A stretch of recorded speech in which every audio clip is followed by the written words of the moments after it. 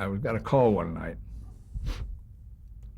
from my bureau chief in L.A., Sam Zellman. He said they want you and me to go up to San Francisco to cover the election night because the ballots were paper ballots and they were being counted in San Francisco where the Secretary of State was located. So Sam and I went up to San Francisco and we took an office above the Compton cafeteria. I remember we were off of 5th and Mission.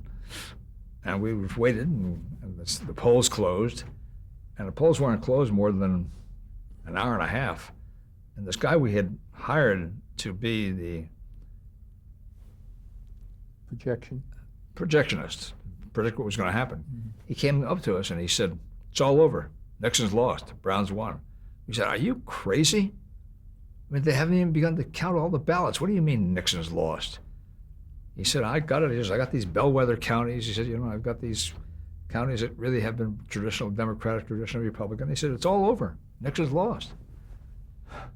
So we called Bill Leonard, who was then the vice president of CBS News in charge of election coverage, and we said, "Bill, I hate to break the news to you, but Nixon's lost."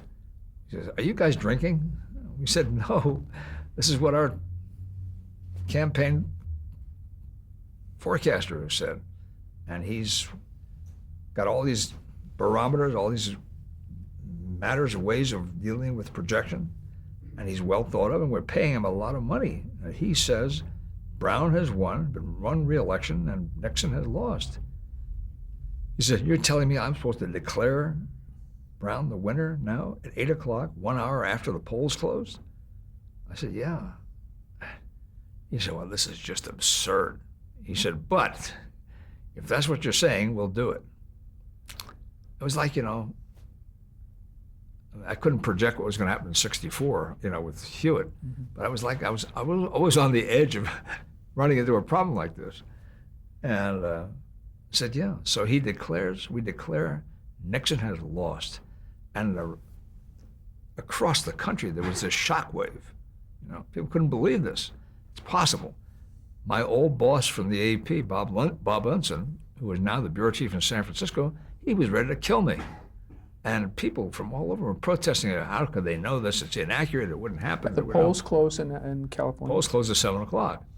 Here we were an hour and a half later, we were declaring Brown the winner. Well, it was just incredible. And the next morning, that night, Sam Zellman, the bureau chief, says to me, "You better get on the first plane in the morning. Nixon's having a press conference in the morning." So I get on a plane, a 7 a.m. plane. I get down there at 8 o'clock. I jump on a cab and I go to the Beverly Hilton Hotel. There's the press conference set up. And finally Nixon comes out and he says, "Well, you don't have Nixon to kick around anymore."